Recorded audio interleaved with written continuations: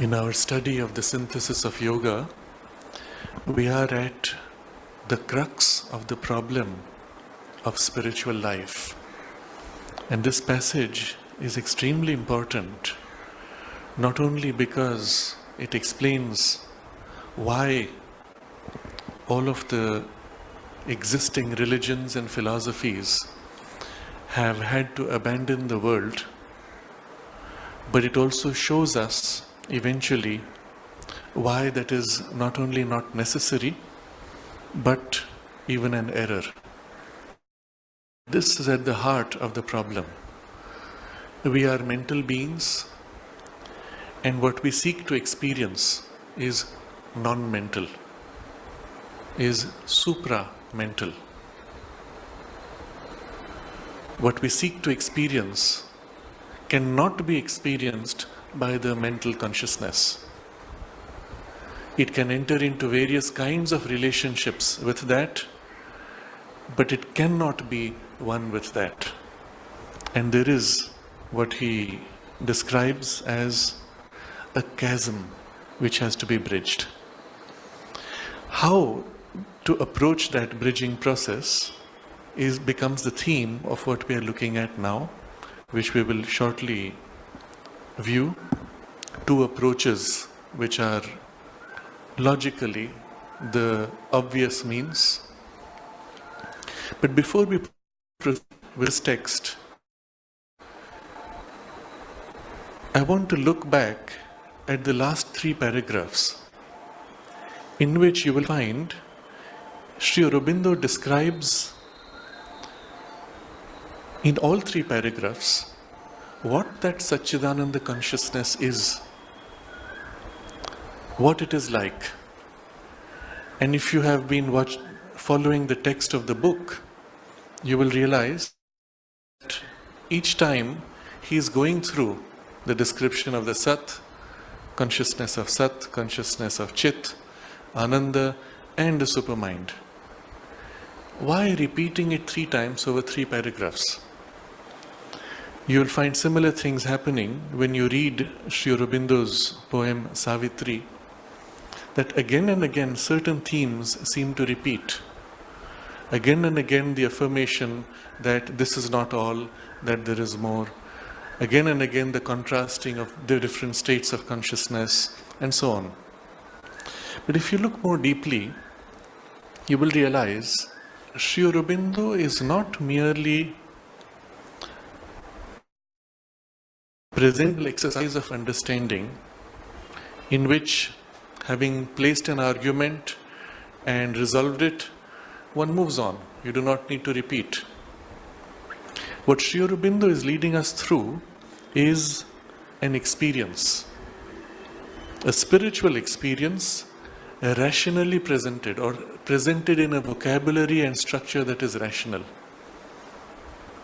But when you are in an experience of the relationship with the divine, you can experience that from various poises. And in each step of the journey, from every poise, you can describe it differently, because it's a different experience. And it is that which you see as the rhythm both in Savitri, but also in this text and other texts. So reviewing the last 3 paragraphs, you will see how he comes across this description 3 times. In the first one, he says the mental consciousness and the spiritual consciousness are 2 different planes. One is superior and divine, the other is inferior and human. And then he describes what are the things which belong to that plane and contrasting with what are the things belonging to this plane. That is infinite being, infinite consciousness, will, etc. This is made of the mind, life, matter, all finite. That is infinite, immortal being. Human is limited in time and scope and form. That is the infinite consciousness. Human is consciousness rescued from sleep of inconscience, etc. But in the entire paragraph, as he describes these 2 domains, he is describing the Sat Chit Ananda and the supermind in the ways in which it is the very opposite of the human, or rather the human consciousness is the very opposite of that. And so the whole play is on the relationship of what appears to be an opposition. Whatever the divine is, the human is the very opposite of that.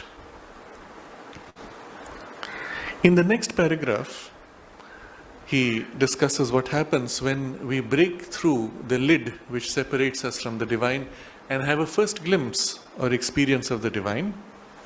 We discover that we can meet the divine in 3 different ways. In the first one, we see the divine as a superior plane of being. In the second, it is a supreme being, not just a plane. And in the third, supreme reality. And in each of these, he describes the various shades of the experience. But this paragraph is describing the experience of the human mind as it first enters into direct relation with the divine and the various aspects and facets of it. And then in the last paragraph that we read last time, he describes what happens when we seek mentally to realize Satchidananda and we are able somehow to experience it as something above, something beyond, or even as something around. There is a gap, a gulf between that being and our being. And then he discusses what it is like. And again he goes, there is this infinite existence, but it is quite other than the mental being. And later, there is this great, boundless, unconditioned consciousness and force, but our consciousness and force stands apart from it.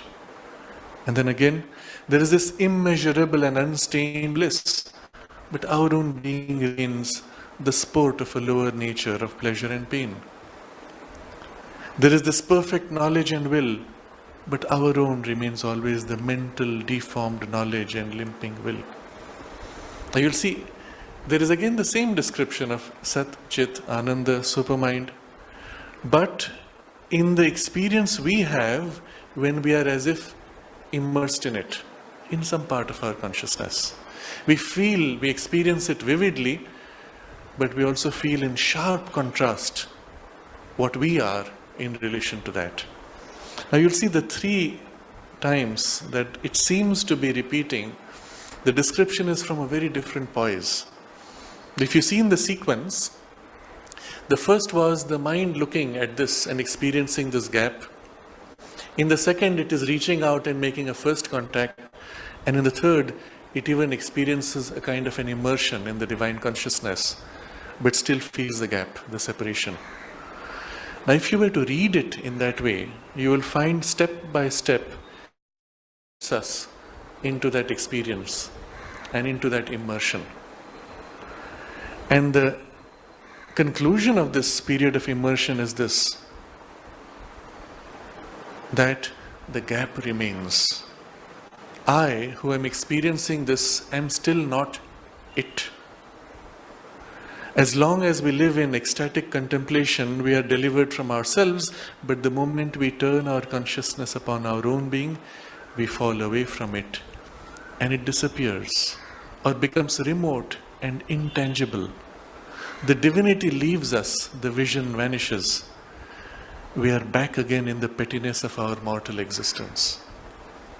Somehow, this chasm has to be bridged. And this is where we are at. So this, in 3 steps, he's taking us into a kind of a fullness of an experience. But who was experiencing? It was still our mind. And when we come back to our normal mind state, all of this vanishes. What can be done to bridge this gap so that that can not only remain, but we ourselves may be now of that, live in that, be of its substance and consciousness. Not merely something separate, experiencing and then falling back into its limitation. And if this is to be attempted, what difficulties are faced and what are the conclusions that have been made by existing efforts and how we can go beyond those. That is the theme of the rest. So here, in the immediate next 3 or 4 paragraphs, he discusses how this bridging can be attempted in 2 different ways. So he says, somehow this chasm has to be bridged. And here, there are 2 for the mental being. Possibility is for it to rise by a great, prolonged, concentrated, all-forgetting effort out of itself into the Supreme. And as we will see after 3 more paragraphs, the second possibility is that you call down the divine into the mental consciousness. So this is just so that we know where we are going. But right now he will dwell on the first possibility and all its consequences. But again, here we must understand what he is describing is not mere logic or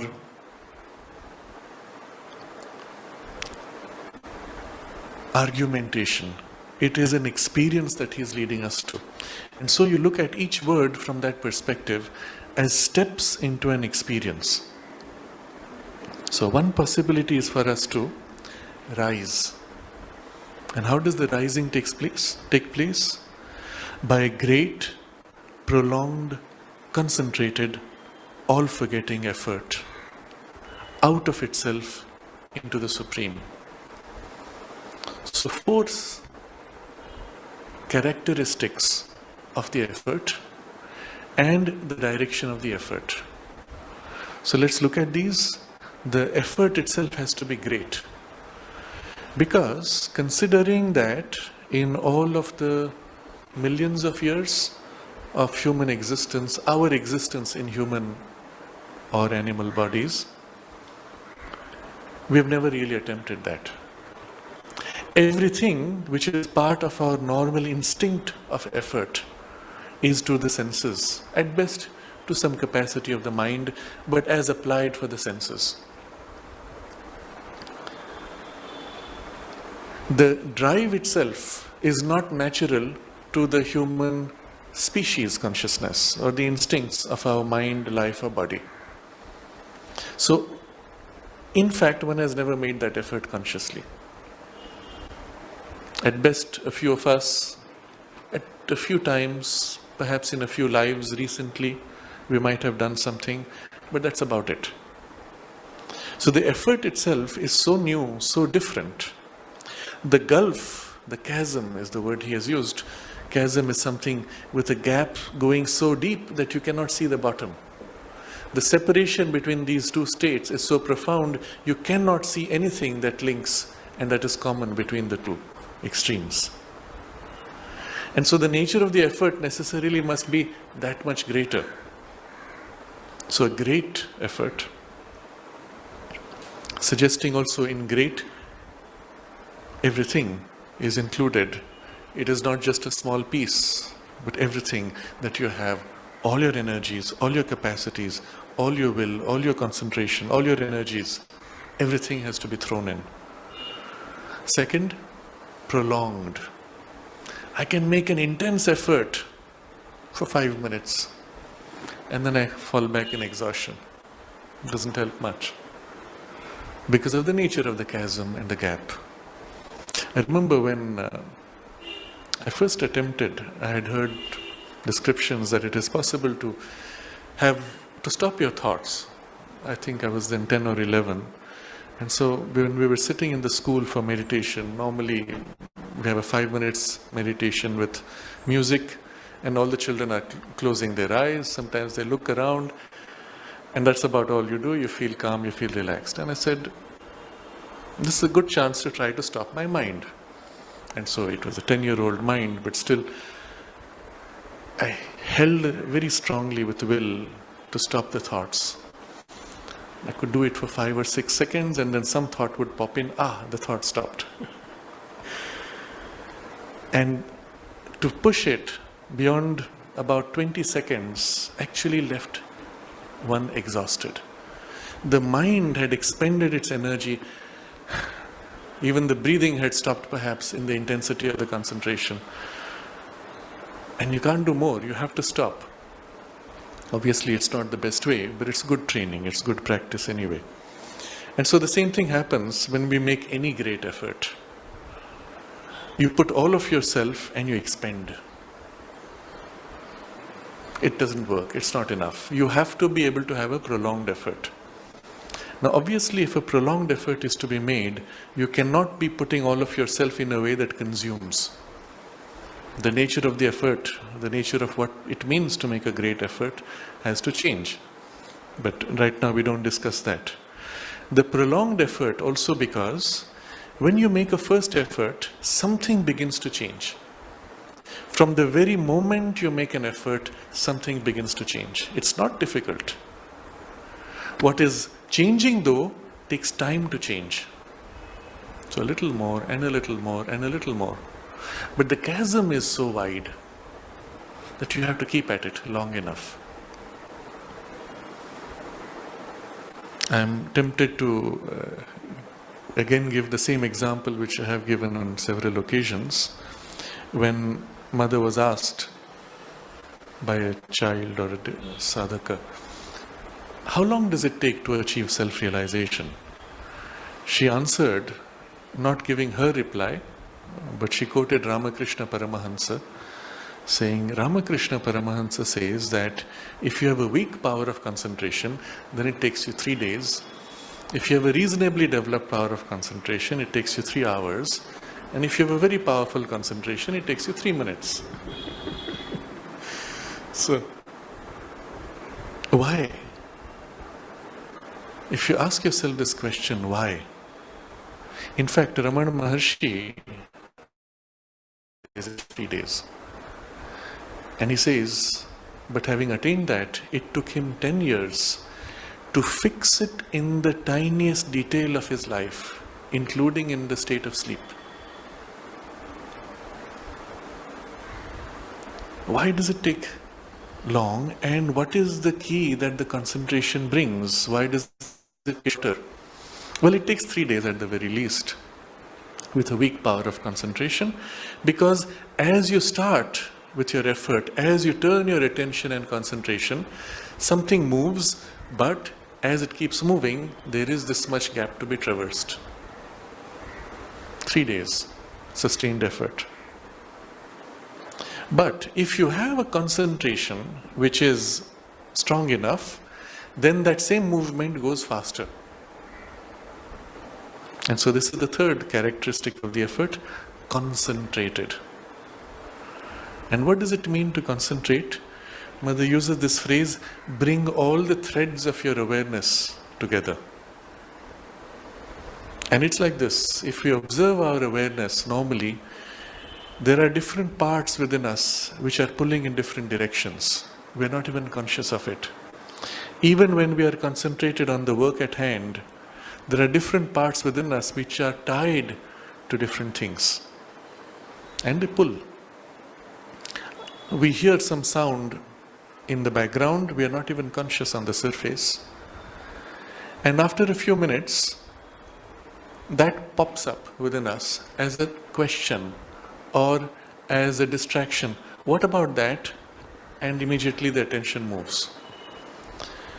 You're working and somewhere outside a car passes, blows the horn, which happens to be a piece from a popular music. You have not heard it consciously, but after 10 minutes you realize something in your mind has caught that jingle and is repeating it mechanically. And after a while it comes to the surface and you realize, where is this coming from? But the reality is our consciousness is all scattered. Somewhere as I'm sitting to work, I'm thinking of, I have this lunchtime which is coming. Before that I must finish all these things, I must make those calls, I must finish. And all of that is stretching you out.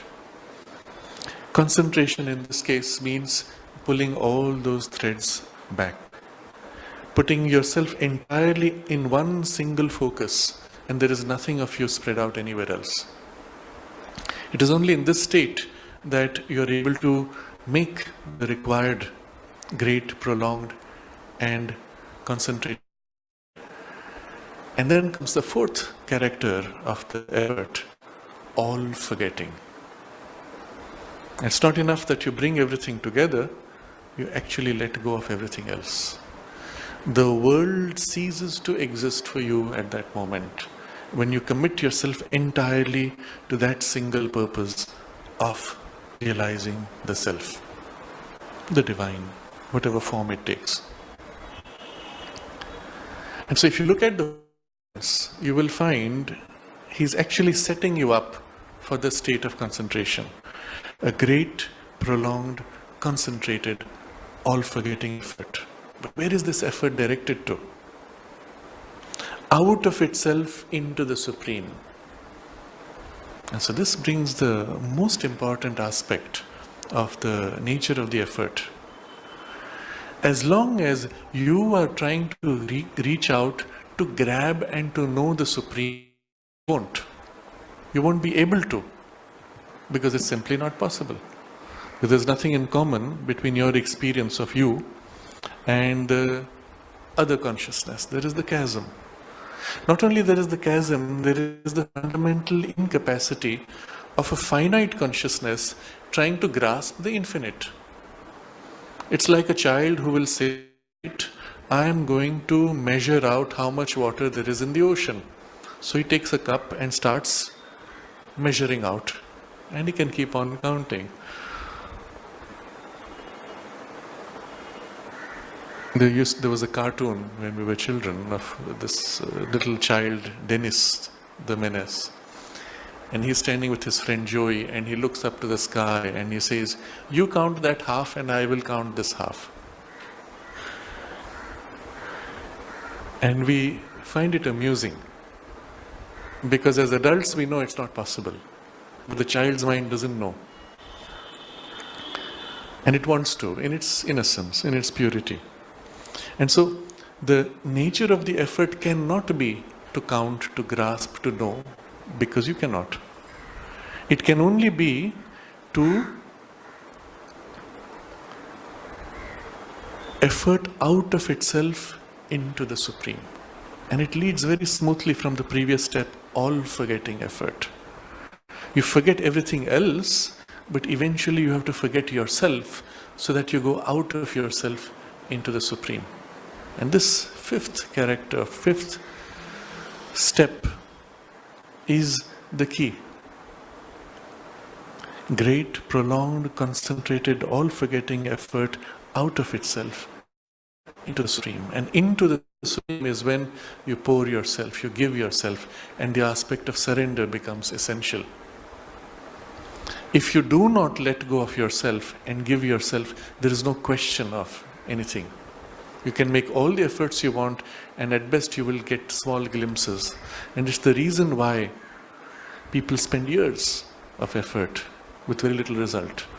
It's the reason why in so many traditions they speak of how much time it has to take in order to be able to realize the divine, and how many lives you need, and how much hard work. And all of that is because we are still making the effort instead of giving ourselves. It's the reason why in the bhakti tradition they will say, well, the way of love is the easiest because it's not your effort anymore, and so on. But if you look at it from this perspective of steps in the description of an experience, you will see how he actually leads you into the poise of consciousness necessary. But in this effort, the mind has to leave its own consciousness to disappear into another and temporarily or permanently lose itself, if not quite abolish. And so this last step of letting go of yourself involves actually leaving what you know yourself to be. Even abolishing oneself, that one does not exist anymore. And at that point, what happens? The registering consciousness, which is your mind, well, that's no more there. Who is registering? What is registering? And there's as if a loss of registration. Not loss of consciousness, but loss of registration. And so, it has to go into the trance of Samadhi. And at that point, because there's no registration, you call it trance. When you come out of the trance, the registration resumes, but the registering consciousness says, oh, there's a gap. In between, I lost consciousness. Maybe I fell asleep, maybe something else happened. But if the thing which went across is able to maintain some kind of a thread of continuity, then you'll say, oh yes, I have remembrance of being in an extraordinary state of consciousness from which I have now come back. But nothing of that remains except an impact, an imprint. For this reason, the Raja and other systems of yoga give a supreme importance to the state of Samadhi or yogic trance in which the mind withdraws. So the Samadhi, literally the term in Sanskrit, coming from Sama, the whole of our being gathered in its self-giving. But in that yogic trance, you are able to enter and experience those things. So in systems such as Raja Yoga, you will see the whole sequence of steps are leading you only as steps of training in Samadhi consciousness. Once you get to Samadhi, then it's as if everything else opens out to you. And the training is only to give you the capacity to be able to enter Samadhi at will. But once you get into Samadhi, once you have a glimpse of something further, what happens after that, the system itself does not concern too much with it. One could stop with a partial experience even in Samadhi and say that is all. But in this perspective, just the fact of being able to get into Samadhi is so important that what happens after is considered is not mapped out traditionally, except in particular lineages where the Guru may transmit certain descriptions because he has had those experiences. But the Samadhi itself is the goal, practically. It's so important. And then he discusses what it means to be in Samadhi and how does one actually get into Samadhi. So in the same sentence he continues, state of Samadhi or yogic trance in which the mind withdraws not only from its outer interests and preoccupations, but first from all consciousness of outward act and sense and being, and then from all consciousness of inward mental activities. So there are 2 degrees of this withdrawal which make for the state of Samadhi. And in this very formulation, you will find the full description of how to attain it. Very simply stated, but all the elements are there completely. First, the mind withdraws from all consciousness of outward act and sense and being. So you'll see, outward act, sense and being are already finer degrees. All activity on the surface you let go and withdraw from. Obviously, the most external activities are responsibilities that you have. So for the purpose of attaining to some degree of trance, you have to withdraw from all those things. Switch off your telephone, close the door, and everything else which would pull you out. I remember reading long ago description of somebody who was drawn into a particularly intense Sufi path. And he was told that when you come, you must wind up all your affairs in the world and be completely free. And even if you were to die, it shouldn't matter. Everything else should have been taken care of. And the person does what he was told. He joins his teacher and they're driving up the road. And he describes a series of dangerous situations and problems. And the guru is nonchalant, whistling away, and this fellow is getting more and more nervous as they come. They're on the precipice, and then there are all kinds of blocks and barriers. But after 3 days of this, the guru tells him something is wrong. It shouldn't be so difficult. Have you actually cut off everything? And then the man says, yes, I did, but... And then there's one little thread that he has still kept, for which he would be required to go back eventually. And so the guru admonishes him, saying that this was your mistake. That's the kind of exaggerated importance given to complete withdrawal from the world in order to be able to find the divine in every ascetic tradition. Mother very forcefully counters this by even saying it in so many words that Sri Aurobindo came on the earth to show mankind that it is not necessary to leave the world in order to realize the divine. It's very opposite, contrasting situation. But you can see why such practices would be considered extremely important, because that's the only way you can disengage sufficiently in order to be able to enter that exclusive focus. So the first requirement, you withdraw from all outward act. Second, from all outward sense. So the second step, you are now in your cave, let's say, or in your room, or wherever it is that you have withdrawn from all your activities. You have your senses, which are again by habit turned outward. Oh, there is this sound which is irritating me, which keeps breaking my concentration. So you go into the forest or caves, you get as far away from those distractions. Or, well, you close your eyes. It shuts out a large part of what attracts your attention. You block your ears. You minimize the sensations on your body. It's not too hot, not too cold, etc. Eventually you come to some point of isolation from your own senses. And then the third step, which is perhaps the most difficult for one who has not made the effort, withdraw from all sense of being. Withdraw your consciousness from all sense of being. I am now in this state of concentration. Can I take an example? In more recent times, there have been new experiments to see what happens to human consciousness when we are isolated. And this is the approach from a more materialistic science, which considers our consciousness to be a product of the brain's working.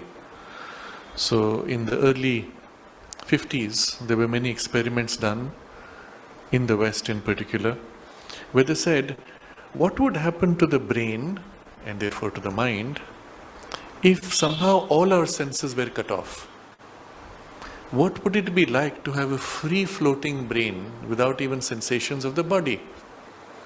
And one of the speculations was that we would go mad because we would have no sensory reference to latch on to, and the brain would get into a confusion and lose itself, which might be the case if the brain was actually producing consciousness through senses.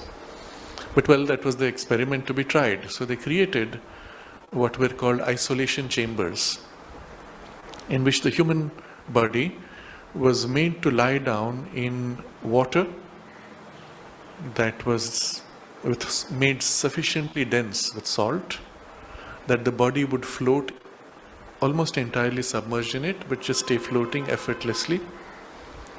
And the temperature was made the same as the body temperature, air was made the same, and then everything was enclosed in a box. No sounds, no lights, no sensations left, and no smells.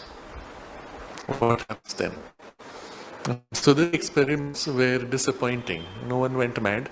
Rather, people felt very nice and relaxed. And if you read descriptions of people who have entered those things, you find they sometimes have spontaneous mystic experiences. Many don't. But all of them experience themselves aware that you're aware, and simply in a floating awareness with no reference, and it feels very nice. Which only goes to show that your mind has its own reference, or the consciousness is its own reference.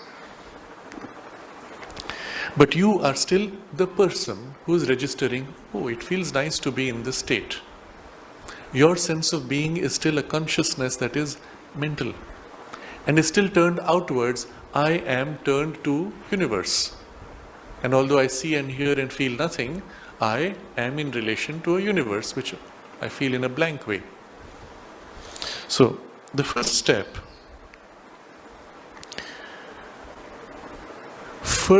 withdraw first from all consciousness of outward act and sense and being. And at that point, what are you?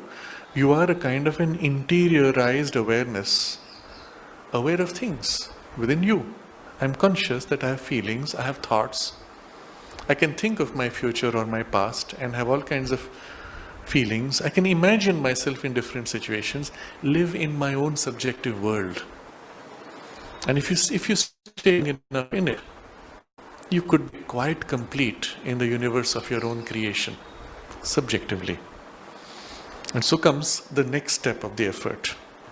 And then withdrawing consciousness, and then from all consciousness of inward mental activities. When that inner state itself you withdraw from, what do you withdraw into? And that's when you have the trance. So I reread that sentence. For this reason, the Raja and other systems of yoga gave a supreme importance to the state of Samadhi or yogic trance, in which the mind withdraws first from all consciousness. So, in which the mind withdraws not only from its ordinary interests and preoccupations, but first from all consciousness of outward act and sense and being, and then from all consciousness of inward mental activities. So you see people who have been for a very long time in isolation, and it's very difficult to communicate with them. They're so used to living in their own world. That itself you have to shut down.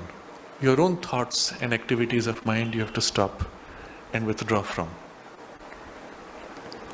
In this, its inward gathered state, the mental being may have different kinds of realizations of the Supreme in itself, or in various aspects, or on various levels.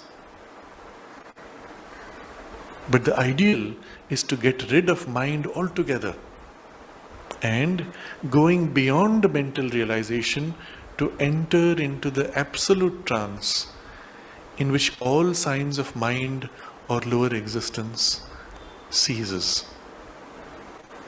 But this is a state of consciousness to which few can attain and from which not all can return. So here already you have a first stage of trance when you have disengaged from all external things and you are in an interior consciousness. A second stage of trance would be when you even withdraw from that and there is no mind left. But in between, you can be in a mind awareness and have experiences of the divine or of inner worlds even if you so chose. And he describes this again broadly in 3 categories. Have different kinds of realization of the Supreme in itself or in various aspects or on various levels. So, Sri Aurobindo is always giving you a full picture, even if in broad categories. There are 3 broad categories of experience one can have in such an inward, concentrated state of trance. The first is, my own awareness now experiences, let's say, a great sense of liberation, or a great delight, or a sense of an expansion, dissolution of boundaries, or a profound love which flows from within, etc. But all of these are one category where my consciousness experiences itself in facets of the divine. It experiences the Supreme in itself as itself in some facet. Second category is various aspects of the divine. So your consciousness now is experiencing the divine in the sense of a great, vast presence, or a kind of a deep silence that settles and surrounds and penetrates you, or a great love that pours upon you from the divine, and so on.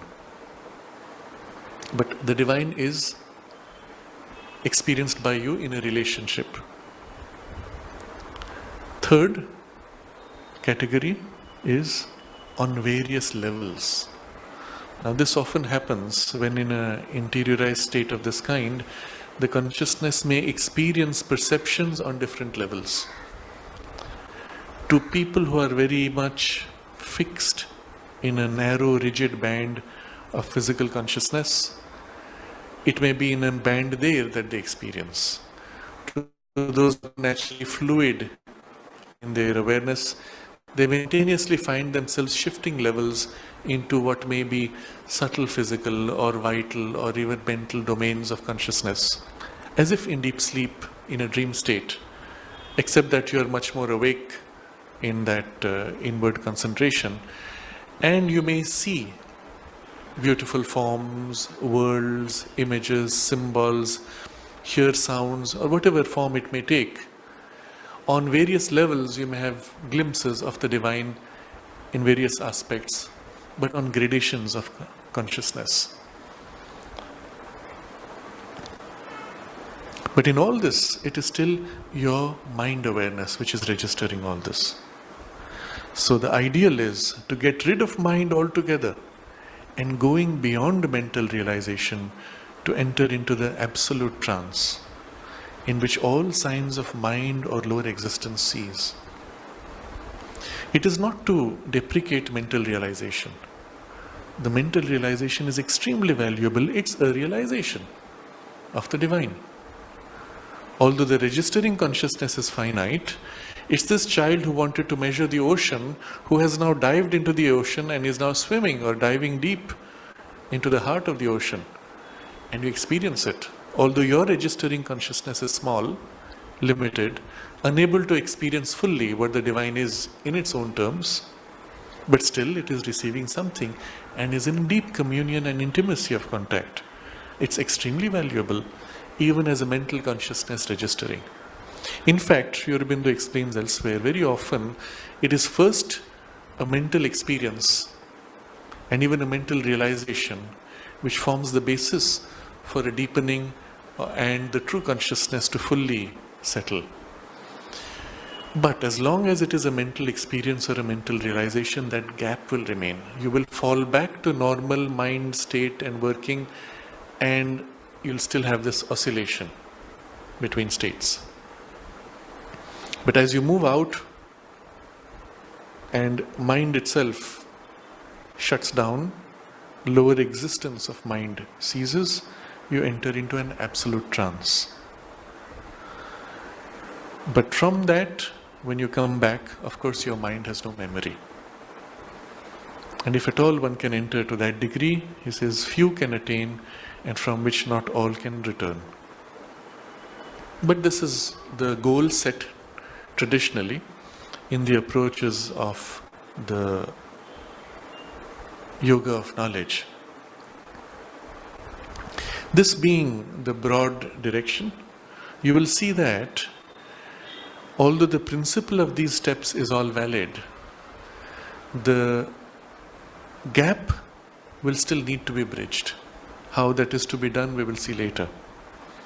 But in brief, the registering consciousness, which is your mind, can itself undergo a change.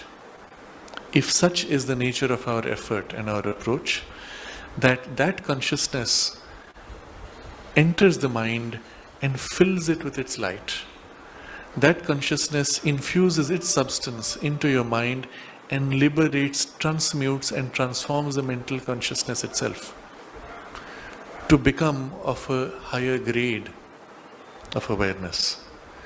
You will find then that there are a series of gradations from your mental consciousness going all the way to that, through which not only you can make a transition and return without loss of consciousness, but through which that can infuse itself into the mind and change its nature until the mind itself reaches a degree of refinement that it can know that and experience a oneness without the mind remaining what it used to be as that inferior, incapable and limited consciousness.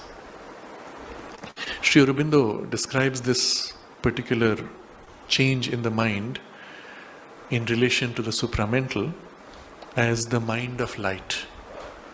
When the mind itself awakens or is liberated from its limitations and can enter in direct relation with the supermind, and the supramental consciousness can use the mind without the mind struggling with its built-in habit of ignorance, that is what he calls the mind of light. It will still be an instrument to operate in finiteness because it was made for that. But it will no more be limited to ignorance, which seems at present at least to be unavoidable. So, but this is anticipating further discussions.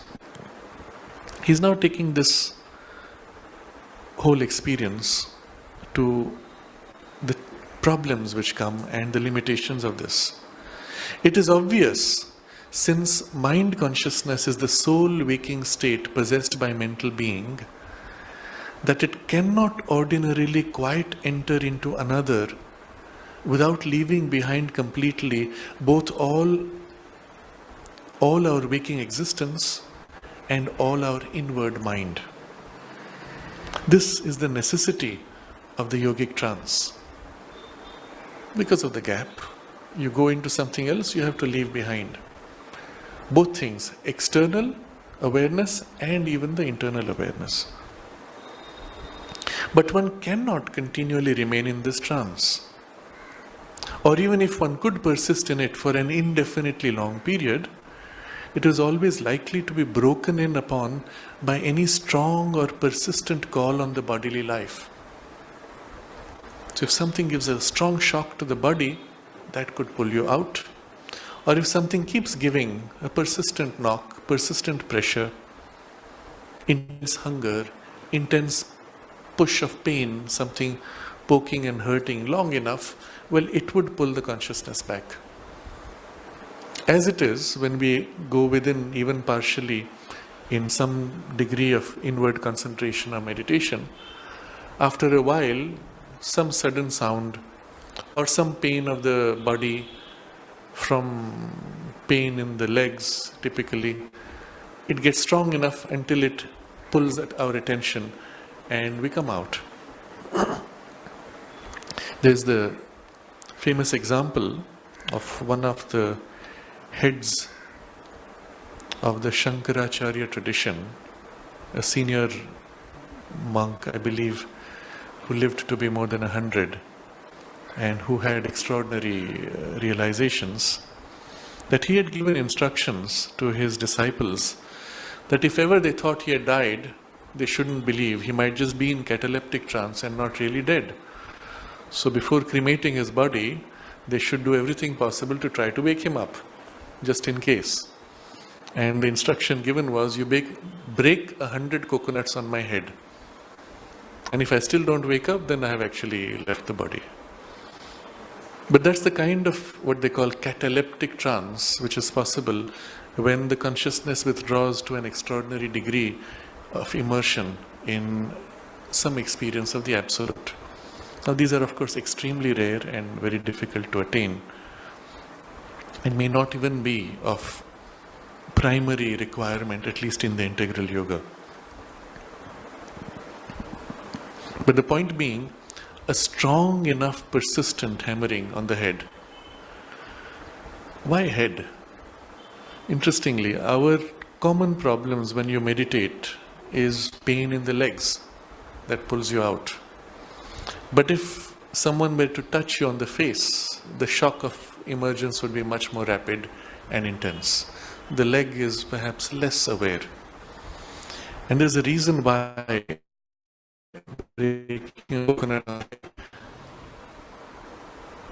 just as the psychic presence is felt most easily in the center of the chest because it is close to the emotional being, behind the emotions, so to the experience of the Absolute or the entry into some sense of the Brahman or some sense of transcendence is often experienced either above the head or in this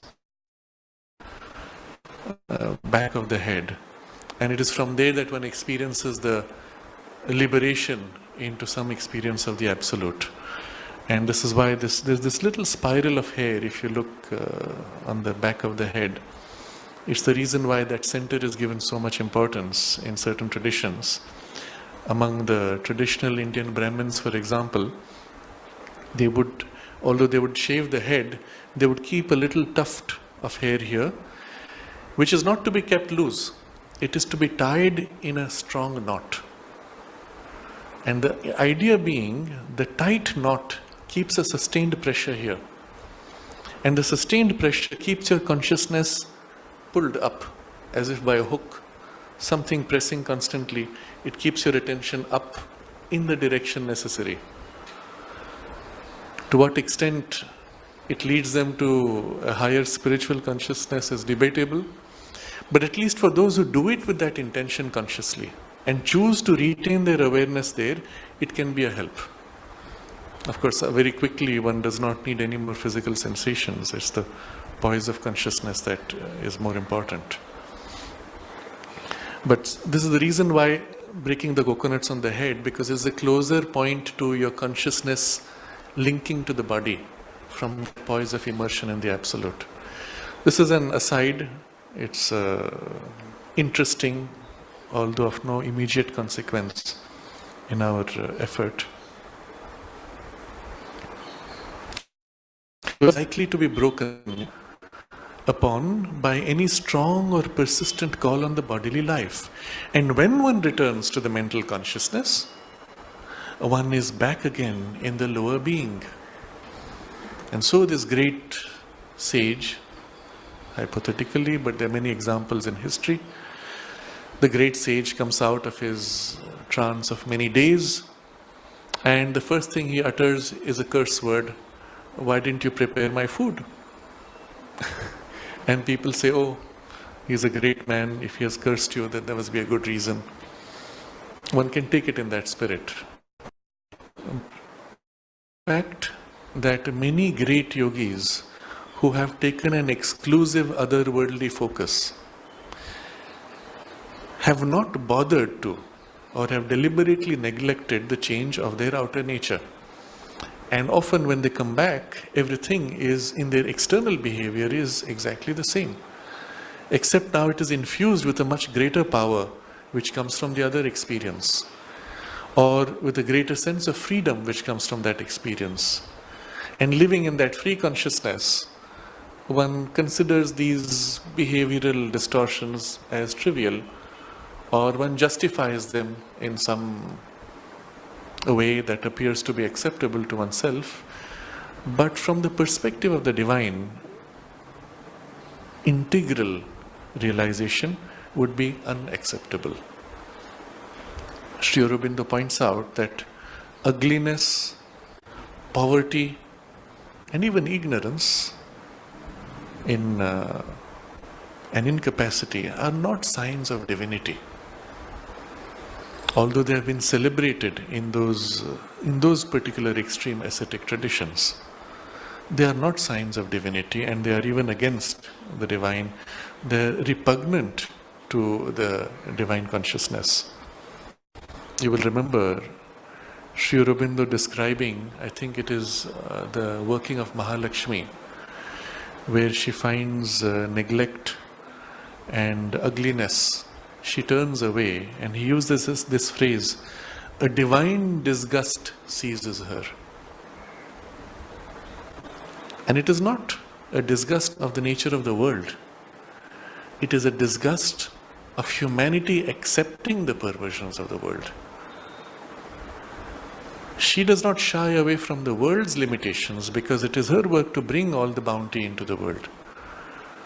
But when people accept those limitations and celebrate ugliness and poverty, that is for her disgusting, because it is a perversion of the divine truth.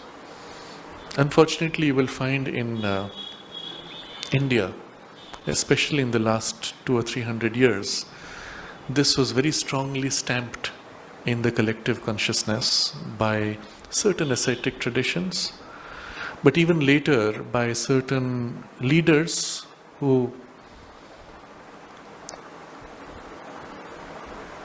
presented themselves as expressing spiritual values.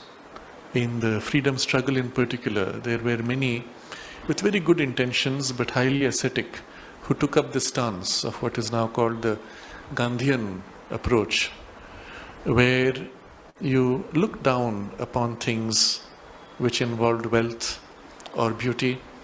You praised suffering and pain as something which is purifying and divinizing, but all of which are entirely a perversion to be extricated from the collective consciousness and completely abolished. They are perversions, simply. And somehow that continues to this day in certain groups, or is used at least to keep alive the sense of weakness and incapacity. Swami Vivekananda spoke the very opposite. He said something like, strength is life, weakness is death.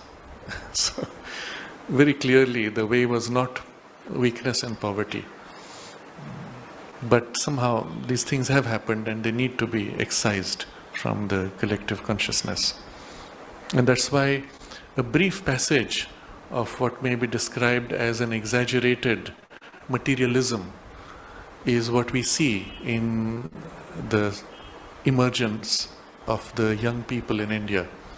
But it won't last, and it's already beginning to turn to find deeper meaning. But it's a necessary correction which involves re-accepting and embracing matter and the material life and the manifestation of the different aspects of the divine in matter, which includes knowledge, strength, wealth and opulence, and the beauty and perfection in forms.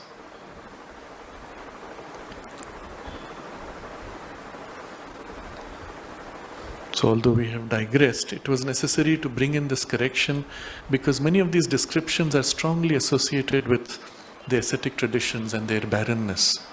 And we have to make the correction. You can see how the practice itself does not require any of that, either asceticism or the barrenness or the distortions which come with it.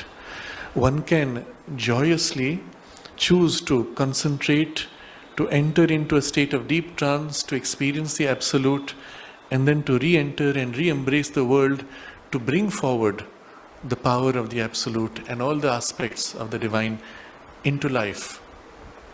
And the state of trance is at best a poise in which you link to something which is currently beyond your access until you can bring it into the surface consciousness. But eventually the goal, at least in the integral yoga, is that you do not need a state of trance, because the consciousness is so bridged in continuity that a poise within remains always immersed, while the rest of you is fully extended all the way to mastery in the most material circumstances. And there is no gap in between. That is going to be the goal, as we will see later. So when one returns to the mental consciousness, one is back again in the lower being. Therefore, it has been said that complete liberation from the human birth, complete ascension from the life of the mental being is impossible until the body and the bodily life are finally cast off. So it seems logical that if you could somehow remain in that and cast off the body, well, you would remain permanently there. But as we will see, that is not true. The ideal upheld before the yogin who follows this method is to renounce all desire and every last velleity of the human life. Velleity is the effortless willing, including the most natural cravings of the body or the mind or the senses. To renounce all desire and every last velleity of the human life, of the mental existence, to detach himself utterly from the world, and entering more and more frequently and more deeply into the most concentrated state of samadhi, finally to leave the body while in that other utter ingathering of the being, so that it may depart into the supreme existence. So this has been presented as the ideal, and this is what you will see traditionally in India referred to as the saint taking living samadhi, jivita samadhi. That is, he is fully healthy, conscious, and he chooses now to enter this samadhi and cast off the body consciously in that state. And often they would do it sitting in full poise of Padmasana, with the body still seated like this, and they would cast it off. So in such cases, it was greatly revered, and the samadhi would be built around the body to retain it, which remains a link point to the Absolute, extremely valuable spiritually as a center of radiance of that consciousness. There's one great example which comes in Maharashtra of Sant Jnanadev. I think at the age of 18, he took the Jivit Samadhi, having completed his mission. At the age of 12, he wrote his celebrated commentary on the Bhagavad Gita. And at 18, he said, my work is done, so I leave. But the body is healthy, so he took living Samadhi, and he had the Samadhi constructed around him. He went into trance and left. Interesting. It is still believed that he did not leave entirely, in the sense that when in this poise of immersion, the physical body can be retained if the thread of contact remains, and the physical body will not decay. We had discussed this in another passage of the Kena Upanishad some months ago. But when the life force is thus withdrawn and held, but there is a inner nourishment to the body consciousness, it can remain for centuries without decay. And the person is still in deep trance, but thin thread keeps the link to the body. So remain in that state as a way of helping humanity and the world. And I believe many years later, one of his disciples had a dream in which the saint came and said to him, can you please help me? There's a tree root which has grown and is poking my body. So With the permission of the other disciples, they cut open the Samadhi and entered inside and cut off the tree root.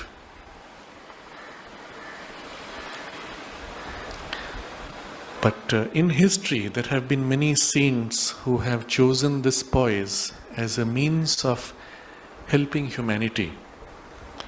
And we must recognize the spiritual value of that and the impact it still sustains in the world.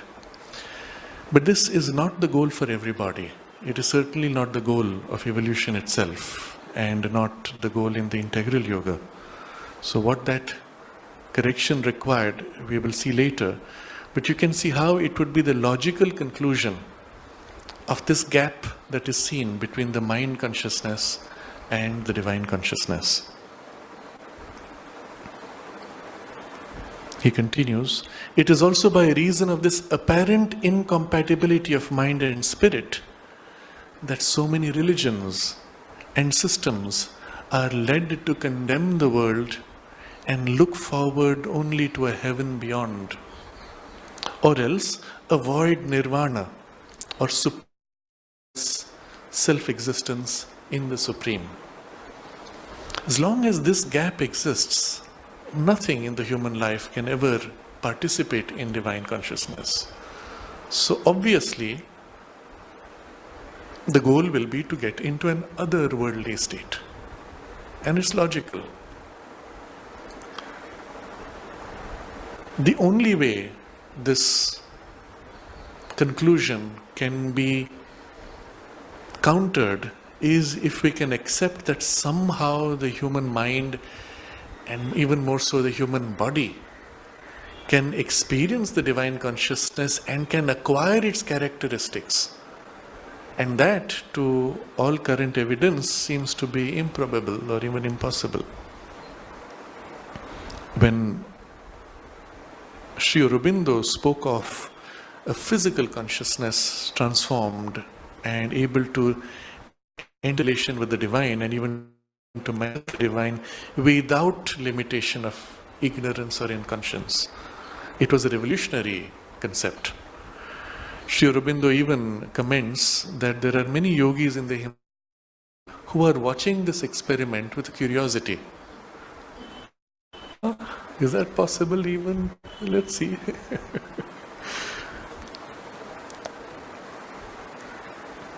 But still the problem, let's say, continuing the logic, what happens when this gap remains?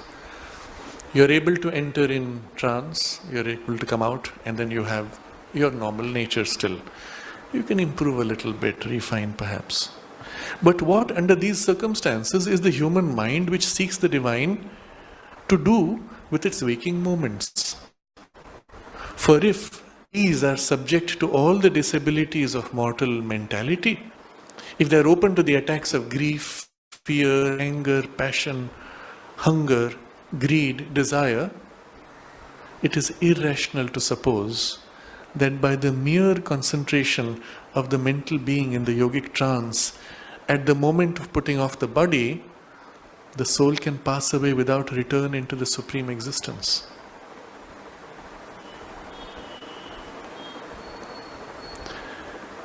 So he's bringing now a logic which goes beyond the obvious.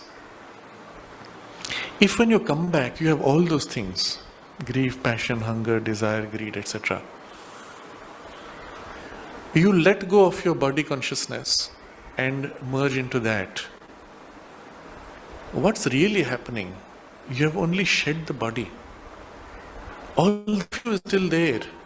With all this greed, passion, anger and stuff coming, it's not in the body.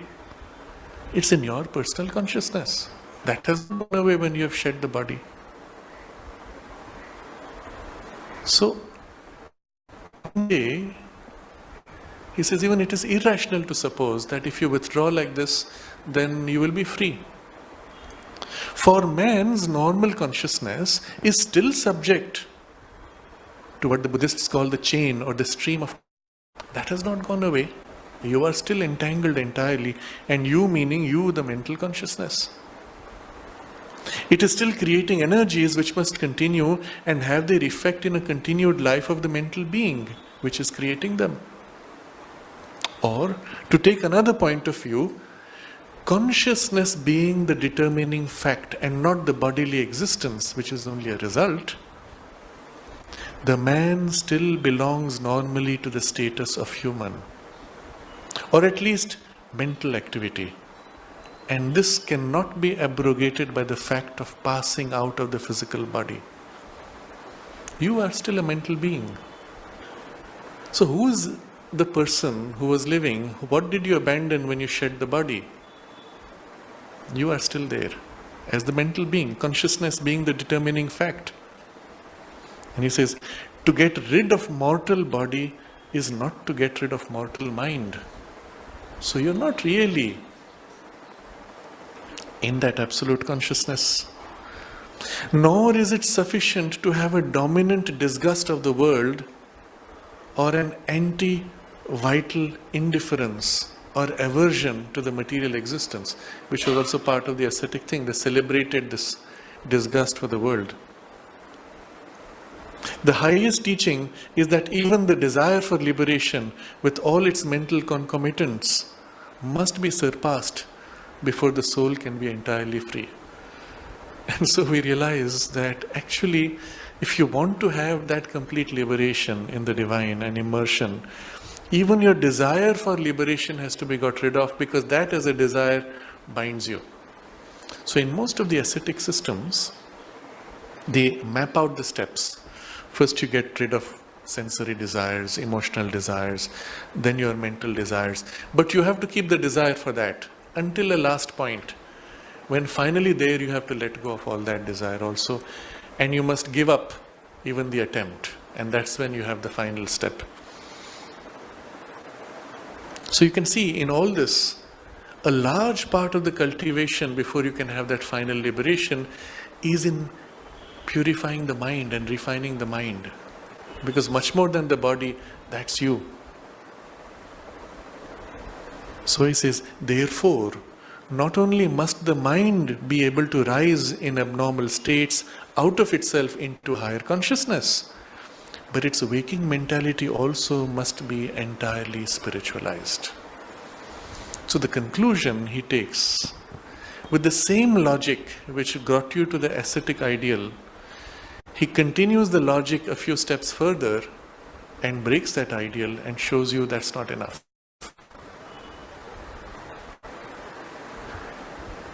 You have just as much to refine the mentality and spiritualize it, while at the same time developing the capacity to enter those higher, abnormal, interiorized or trance-like states.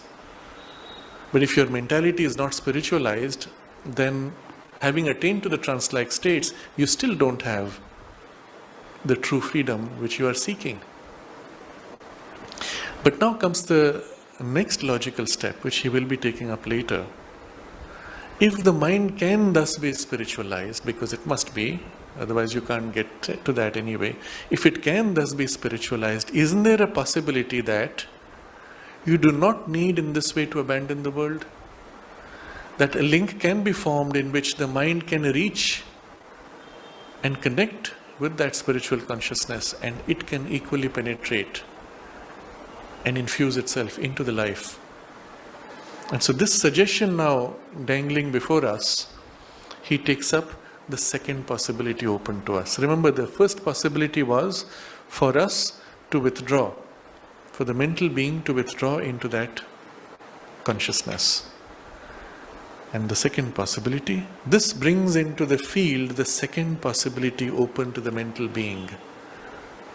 For if its first possibility is to rise out of itself into a divine supramental plane of being, the other is to call down the divine into itself, so that its mentality shall be changed into an image of the divine, shall be divinized or spiritualized. How this is to be done comes in the rest of the discussion, which we will not take up now, but we will just pause at the impact of this first step. and what is its relevance in the practice of the integral yoga.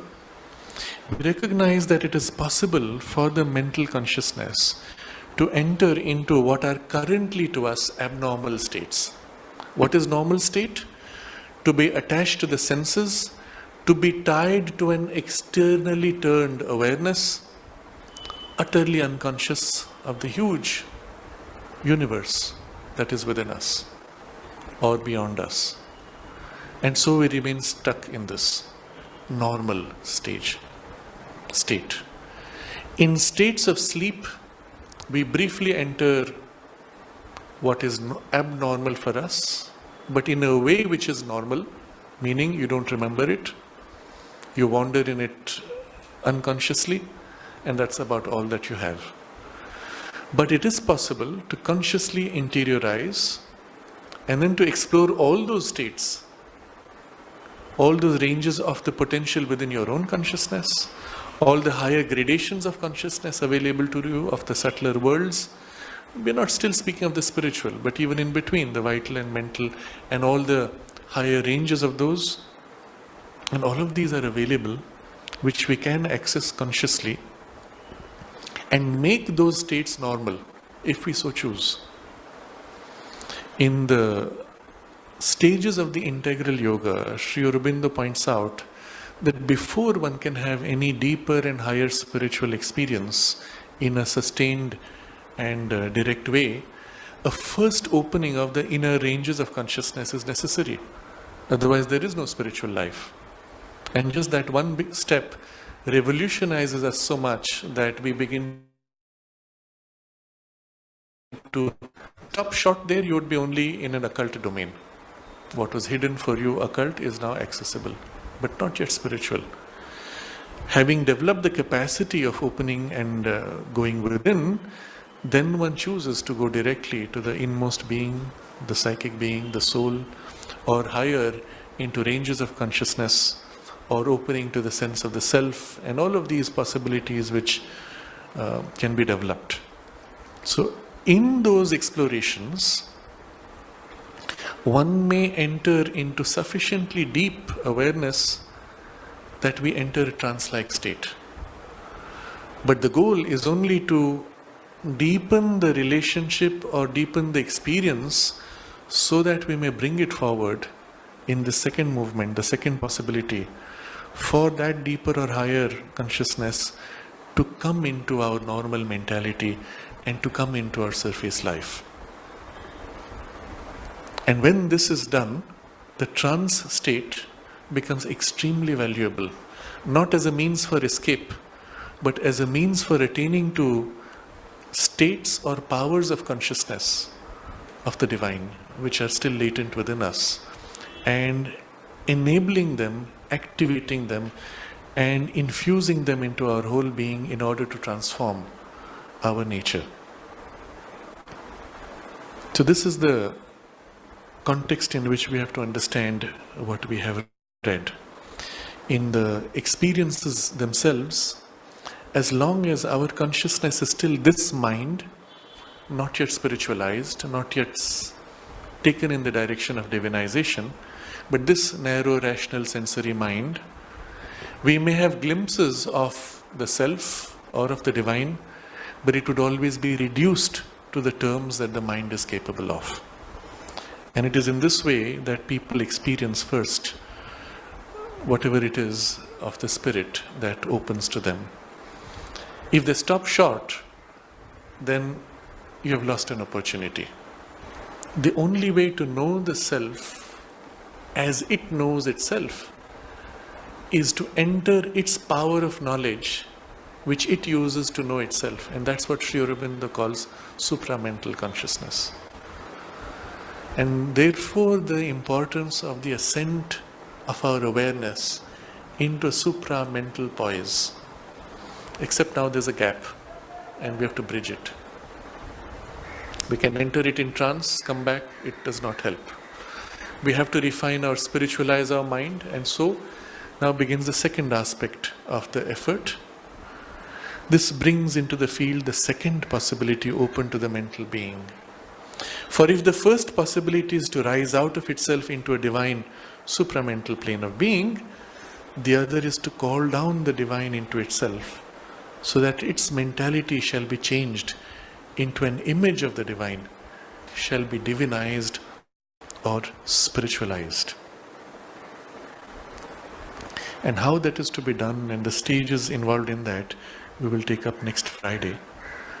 But for now we can pause here, and you will see even after this, it's not enough for the mind to reflect, but the full transformation is what he describes, which will go on for a few more paragraphs.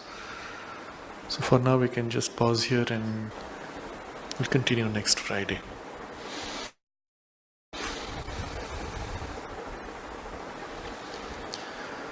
Oh.